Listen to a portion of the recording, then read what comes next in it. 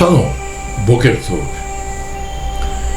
Eu digo Boker Tov porque vocês só vão ver isso daqui a alguns dias, né? Mas na verdade seria Laila Tov, são 19 horas e 18 minutos. Para ser mais exato, né? Aqui vocês podem ver que eu estou em outro local, ainda quase nada montado, né? Porque chegamos aqui há exatamente uma semana. Ou seja, dentro de 31 dias, nós passamos por duas mudanças. Que não vem ao caso agora. Eu sei, veja como é que está aqui a redondeira toda, né? Eu estou tentando, né, dar o máximo de mim, mas ao mesmo tempo o Pai me cobra para que eu possa estar fazendo o meu dever. E o meu dever principal sempre foi e sempre será o de estar aqui desvendando, né, por intermédio da palavra, aquilo que Yahu me demonstra.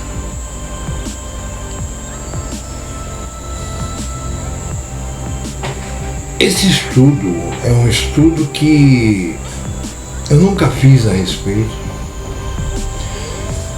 Com certeza algumas coisas eu já disse a respeito dele, porque isso é uma coisa muito óbvia, muito clara, né? Só não consegue enxergar realmente quem não foi dado ver. Deixa eu fazer uma coisa aqui que eu estou com isso, né? Para quem realmente não foi dado ver.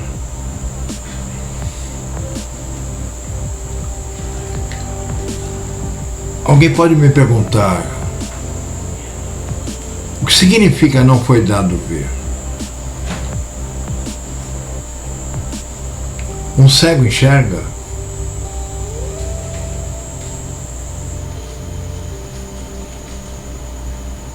Eu creio que não.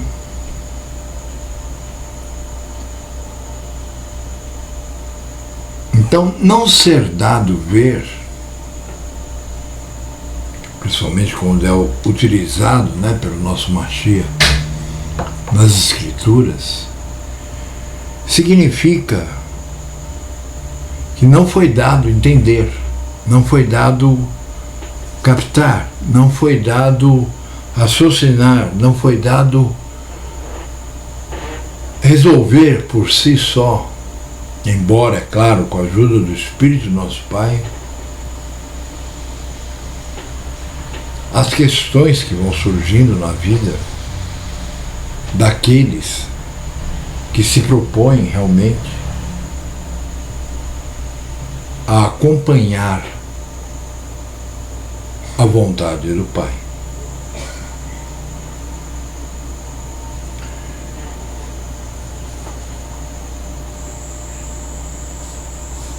Para que vocês possam entender o motivo pelo qual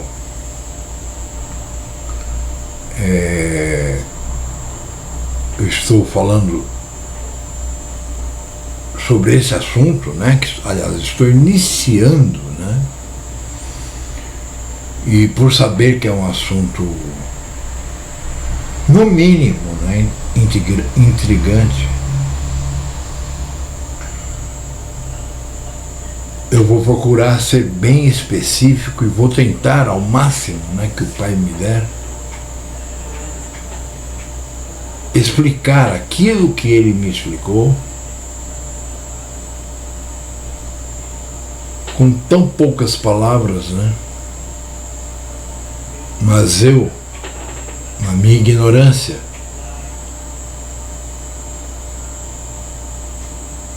sendo homem,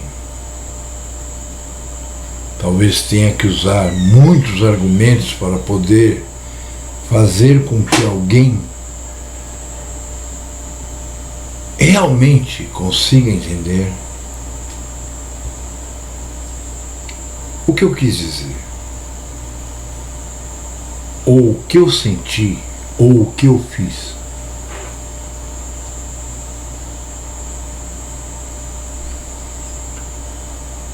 Nós sabemos, meus irmãos, que não existe acaso. Se você crê no acaso, eu diria que você não tem fé.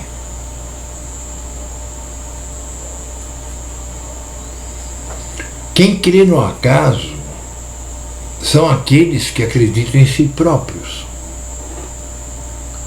E quem acredita em si próprio, assim como começou sua vida, vai terminar em um acaso.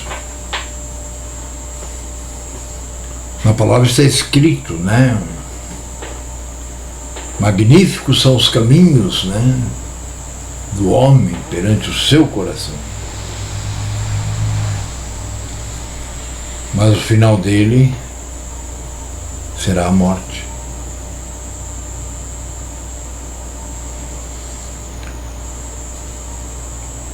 Observe, meus irmãos, que tudo o que é feito nessa terra, tudo o que é criado, tudo o que é organizado e tudo o que é colocado como meta ou como forma de ação, nunca,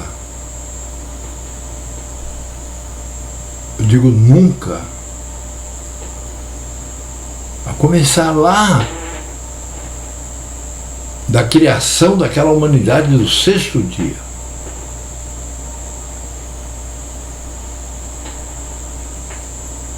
Por quê?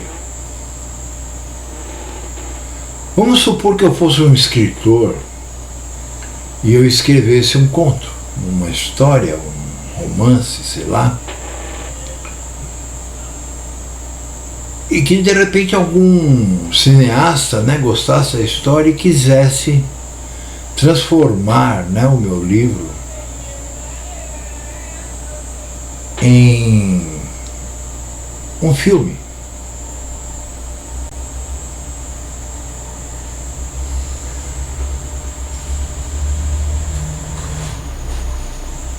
Bom, em primeiro lugar, esse escritor teria que estar por dentro e entender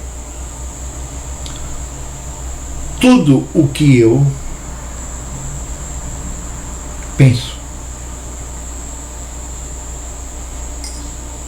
para que ele não viesse, né, a falar inverdades, não somente a meu respeito, mas a respeito daquela verdade que eu estaria falando,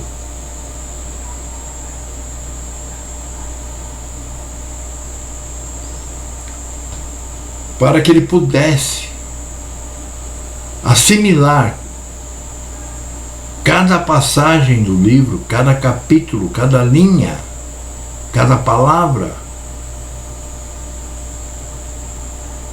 sem trocar o significado.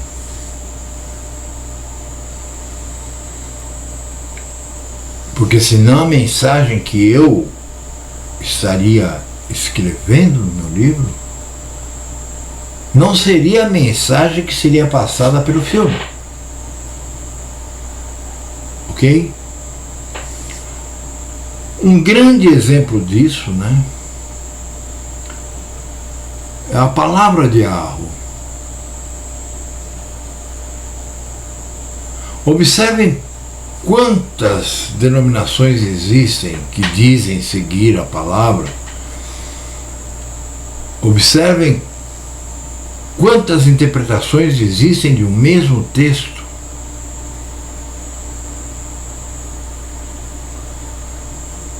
E se nós formos observar mais profundamente, nós vamos perceber que essas mudanças, né, de interpretação não são a vontade do Pai, embora façam parte do plano dele.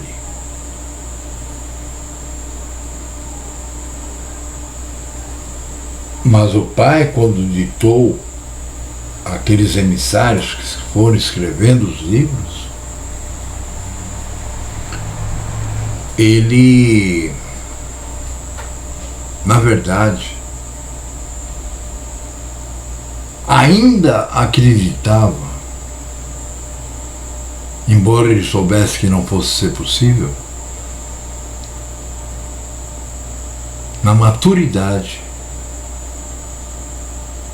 na observância, na seriedade e na obediência, pelo menos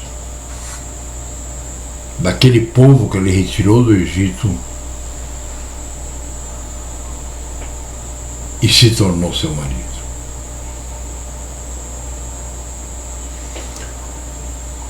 Mas infelizmente, ou felizmente, né, porque nós temos que ver que muitas vezes o que parece ruim para mim pode parecer ótimo para você.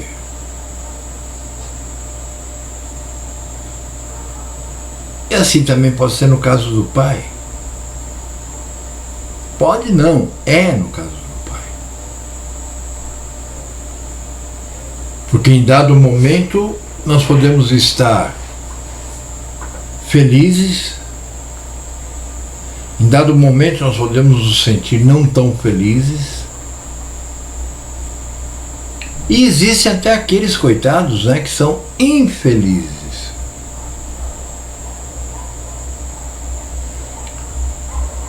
Todos vivem no mesmo planeta, todos têm o mesmo alimento, todos têm a mesma chuva, todos têm tudo igual. Embora as grandes, né, desigualdades financeiras existam, né? Mas isso está escrito até na palavra de Yahweh. Sempre existirão pobres.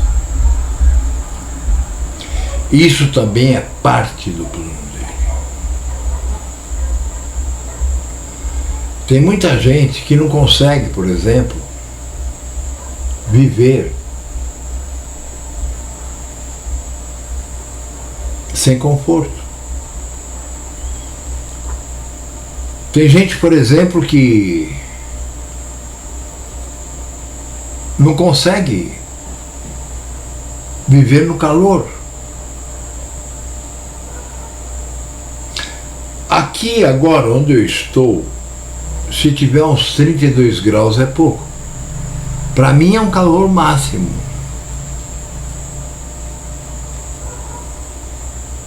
Mas para que não haja interferência no som que está sendo gravado, o meu ventilador está desligado. E nem por isso eu me sinto incomodado. Eu me sentiria incomodado sim se eu dissesse para mim mesmo: não, eu vou parar a gravação aqui porque eu não vou conseguir. Está muito quente.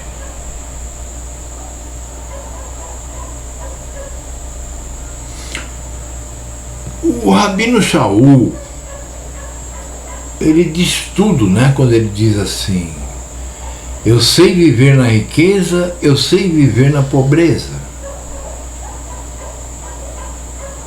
Eu sei comer bem, assim como eu sei passar fome. E diz outras coisas, né, que são assim, vamos dizer, muito claras, né, que só não vai entender mesmo aquele que não foi dado ver nada. O que ele quer dizer com isso? Se eu sou um servo verdadeiro de Yahweh, e de repente, assim como ele fez com Daniel, aliás, com os amigos de Daniel, os jogou numa caldeira fervente, né, queimando, mas nada lhes aconteceu. Por quê? Porque a fé deles, naquele que cuidava deles, era muito maior do que a dor, calor e efeitos do fogo.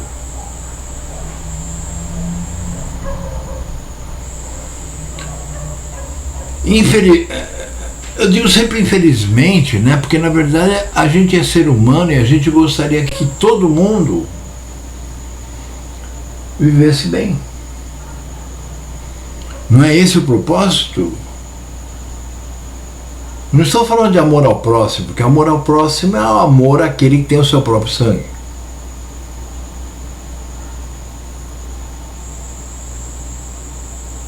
E não venha me dizer, né, do samaritano que ajudou o judaizante, porque eles são do mesmo sangue. Se você ainda não descobriu isso, você não descobriu nada.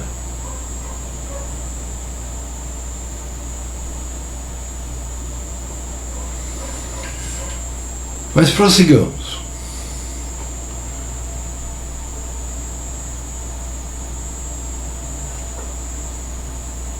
Eu e minha esposa, há muitos anos, não fazemos nada até termos a certeza de que aquilo é aprovado pelo Pai. É claro que eu tenho um motivo, ela tem outro. Então não vou falar do motivo dela, porque o motivo dela é dela. O meu motivo é o fato de que eu vivi muito mais que a metade da minha vida crendo que eu podia, crendo que eu sabia, crendo que eu... Entenderam?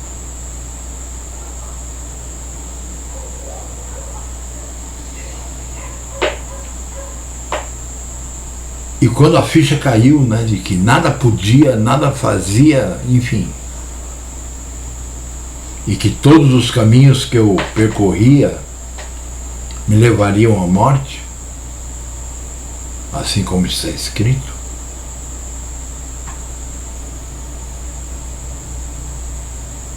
foi quando eu decidi, então. Eu decidi não, porque não existe, né? Eu decidi. Foi quando nosso eterno Pai me mostrou o que eu deveria fazer. No momento em que Ele me mostrou o que eu deveria fazer, eu não tinha como dizer não. Porque se Ele me mostrou o que eu deveria fazer, é porque aquilo que eu deveria fazer já estava escrito no plano do Pai.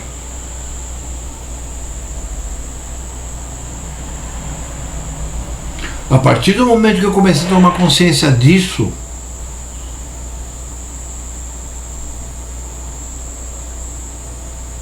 eu fui me tornando obediente, eu fui me tornando uma pessoa realmente crente, eu fui me tornando uma pessoa realmente um homem de fé, porque o Pai me deu muita fé, a fé não é nossa,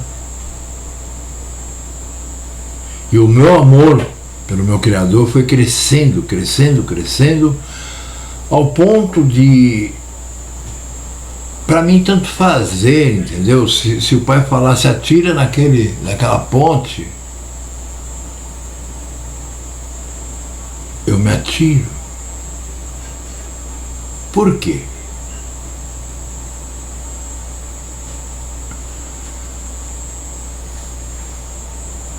Porque o Pai não vai me mandar fazer alguma coisa sabendo que eu vou fazer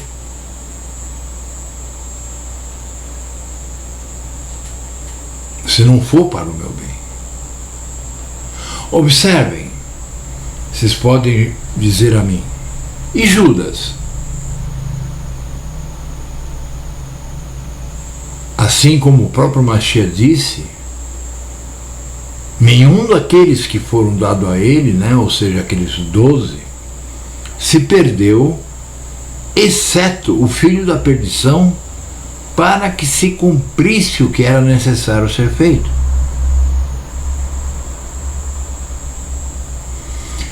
Então observa, mesmo no ato de ir lá denunciar o Mashiach,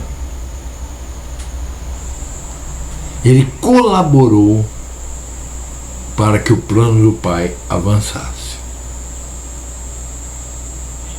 Certo?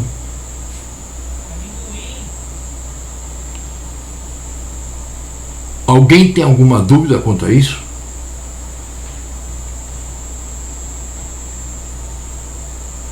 Eu pergunto isso porque às vezes eu vejo no Facebook, eu vejo em outras redes,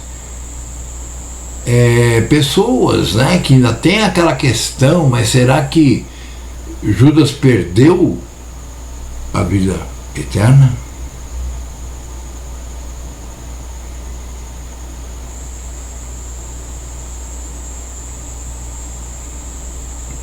Então, essa é uma questão que eu gostaria muito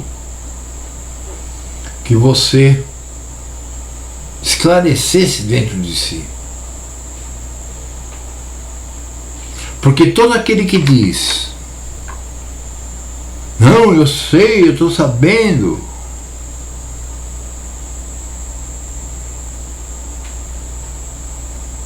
e não cumpre,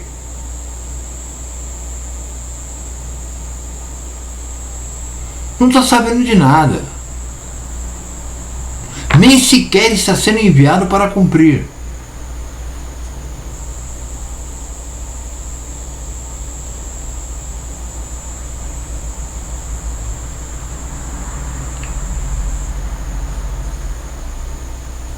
Muitas pessoas vêm até mim e me dizem,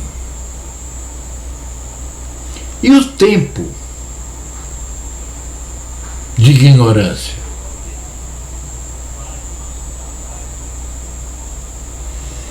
Meus irmãos, quando eu era criança, minha mãe lia para mim todos os dias. Sabe, aquele momento para mim era mágico, aquele momento para mim era o máximo do dia. Eu devia ter 3 a 5 anos de idade, não tenho essa lembrança perfeita.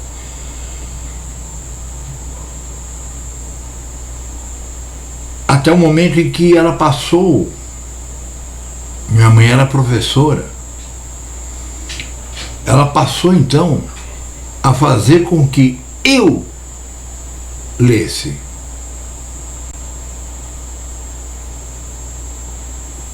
Então eu posso dizer que eu herdei essa bênção de minha mãe, porque desde então nunca mais parei de ler.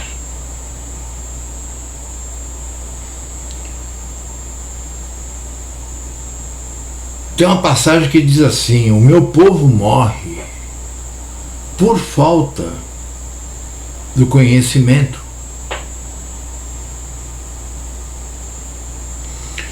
Vejam, meus irmãos, eu não sou nada mais do que ninguém, mas a gente vivendo anos e anos e anos, vocês sabem que não são poucos do que eu estou falando, a gente acaba conhecendo cada indivíduo pelas suas ações. Por isso que o Mashiach disse, pelos seus frutos vos conhecereis.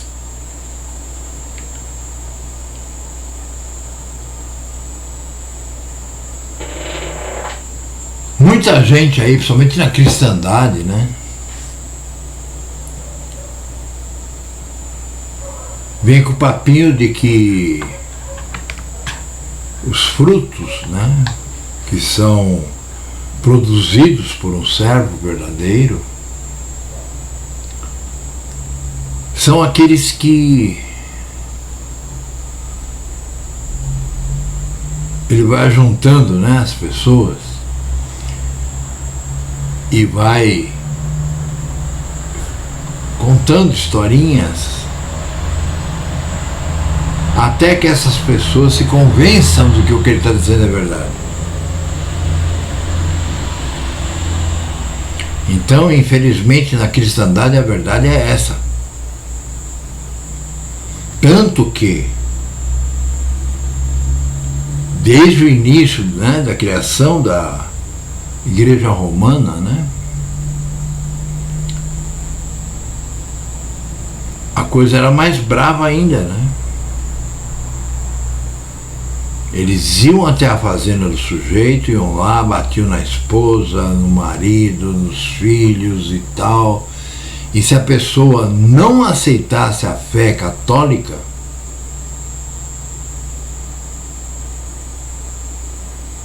eles eram mortos.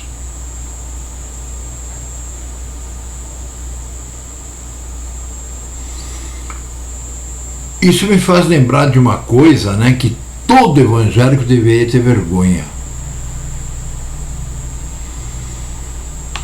Lá pelo quinto, sexto século, um centurião, ou seja, um soldado romano que cuidava de outros 100, ele foi incumbido, né, de sair com os 100 homens, com aquela tropa, todos armados, naqueles dias em que eles sabiam que o povo de Arro, claro que não no sábado, mas naquele dia que eles sabiam que o povo de Arro praticava o Shabat, eles iam observando as casas, aquela que não tivesse fumaça saindo pela chaminé, eles iam até ela. Por quê? Porque para uma pessoa semita,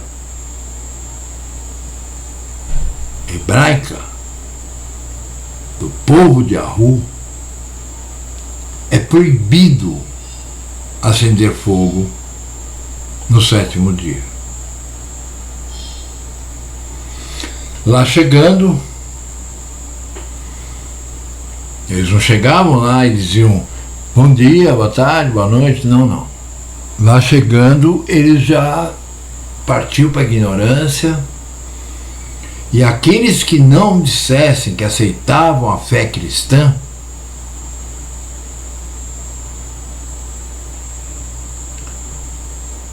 eram mortos. E é claro, assim como hoje, eu conheço um monte de gente que se diz servo verdadeiro, mas tem medo de tomar decisões que o levariam ao reino. Naquela época também. Imagina, por exemplo, né, você está lá com a sua família, você, sua esposa, seus filhos, sua mãe, o seu pai, enfim, reunidos num Shabat, um dia de descanso, e de repente surgir esse centurião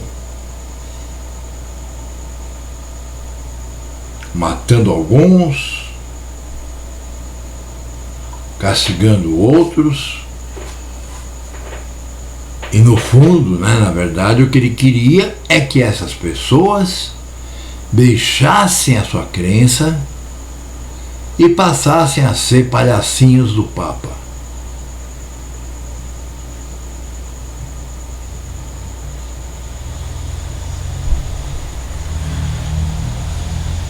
É óbvio, eu acredito que principalmente entre as crianças, ver o pai, a mãe ser morto, fazia com que eles se apavorassem, com que eles... Imagina a sensação. Você está ceando, você está sentado na sua casa com sua família, em pleno Shabat, dia do descanso, e chega um cara desse, que é claro, teve a sua função também no plano, e mata, sei lá, seu pai, mata sua mãe, mata seu avô, não sei, né?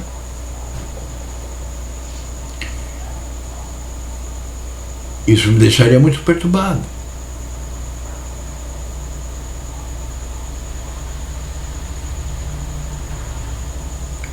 O nome desse soldado era Evangelius.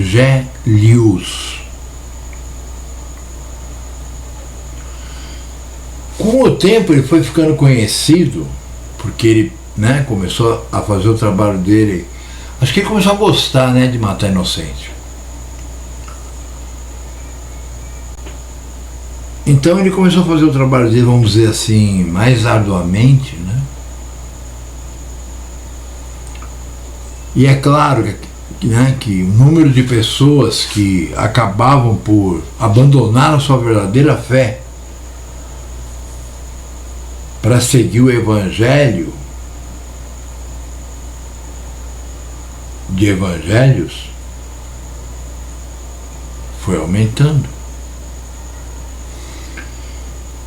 E com isso, passando os séculos,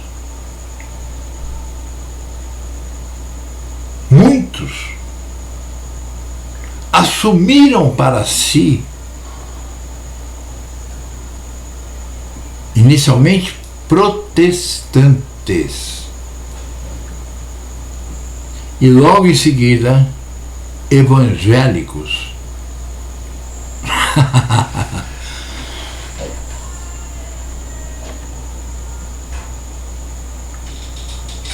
Você sabia disso? Espero que não. Principalmente se você for evangélico. Então vejam, meus irmãos.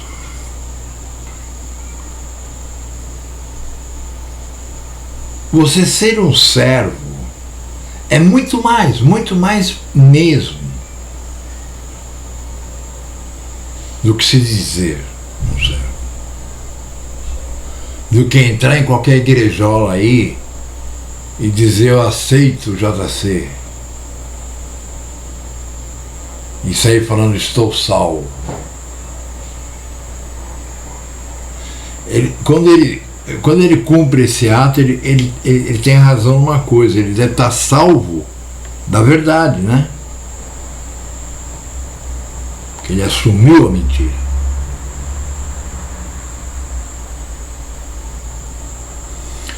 Essa introdução, eu não sei como vai ser aceita por você ou não aceita, mas também tanto faz para mim.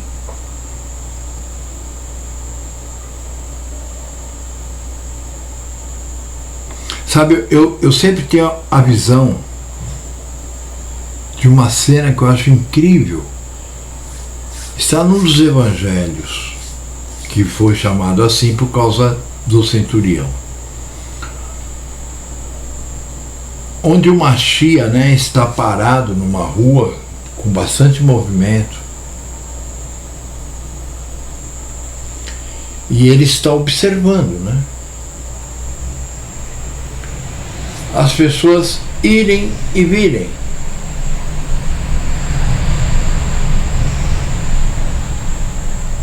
E está escrito assim: e o Machia chorou.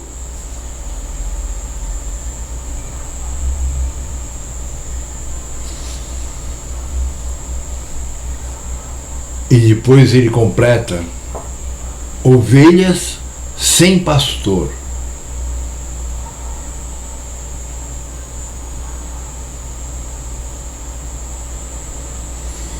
Observe, meus irmãos, Qual foi a ação dele? Ele primeiro chorou, porque ele sentiu que aquela gente não tinha futuro, que aquela gente não tinha um pastor, que aquela gente fazia parte daquela parte que o próprio Yahweh diz: meu povo morre por falta, né, de conhecimento.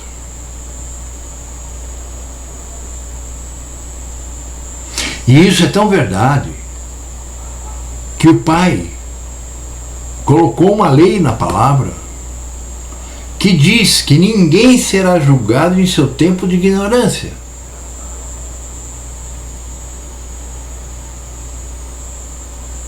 Observem bem, tempo de ignorância não significa o tempo que você passa sem cumprir. Significa o tempo que você não conhece. Porque a partir do momento que você conhece uma coisa e você se nega a cumpri-la,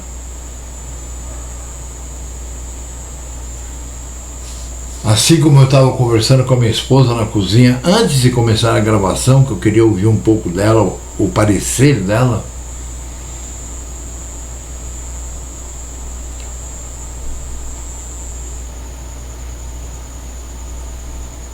ela me disse, porque na verdade, né, no plano do Pai, essa pessoa tem que conhecer, né, para ter motivo dele morrer. Mas ele não foi chamado, não foi escolhido, não foi dado a ele ver. Aí entra aquela questão, né, dos vasos, né?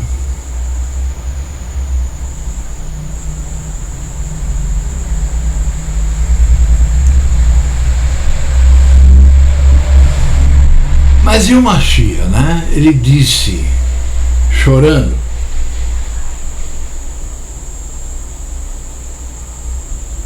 esse povo não tem pastor.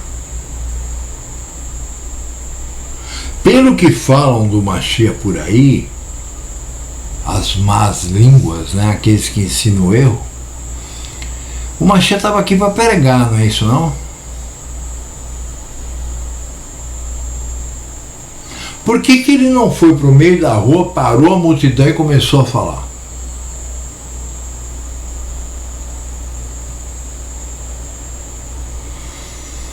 Não, ele chorou pelo sentimento de ver que toda aquela gente, mesmo que ele não conhecesse ninguém, iria se dar mal.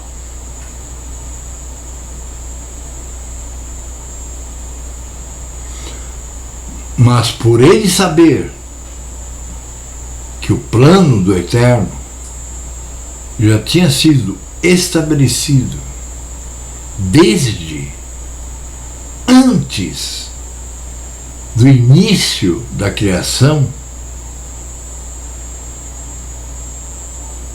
ele sabia que não adiantava ele ir lá e pregar,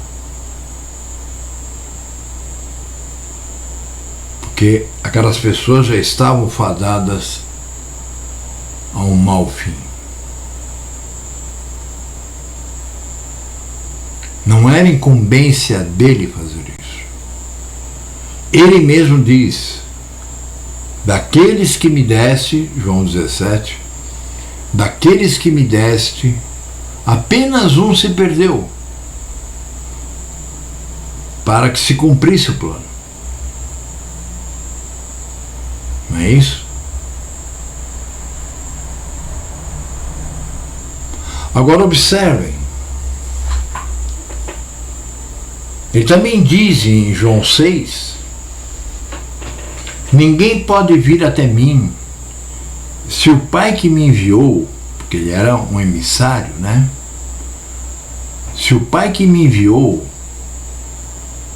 não o trouxer.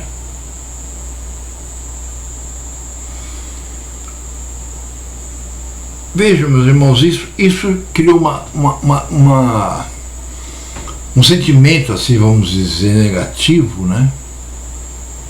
Em tanta gente que lá no versículo 65 e 66 do mesmo livro, ele repete, estando, segundo a palavra, né, que eu não creio nesses números, estando no meio de 5.000 pessoas. E como eles põem sempre, né, fora as mulheres, as crianças.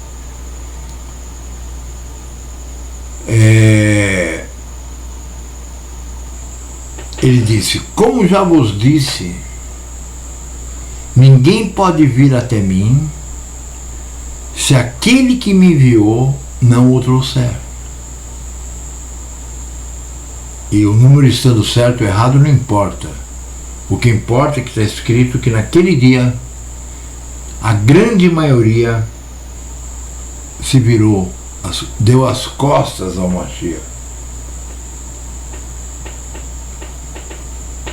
E isso é fácil de entender, né? O orgulho humano, a falta de conhecimento e tudo mais que faz com que o homem seja um burro.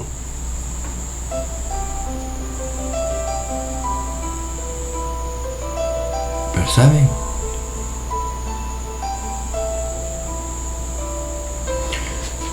Bom, meus irmãos, nós vamos estar falando hoje a respeito de algo muito sério, que eu nunca falei, na verdade não é porque eu nunca falei, na verdade eu nunca fui, assim, o Pai nunca me atentou para esse assunto. Eu já falei de outras formas, por causa de outras coisas, mas não pelo motivo que hoje eu estarei aqui explicando o que é, né? Uma coisa que todo mundo conhece, uma coisa que todo mundo fala o nome, mas que ninguém realmente percebe.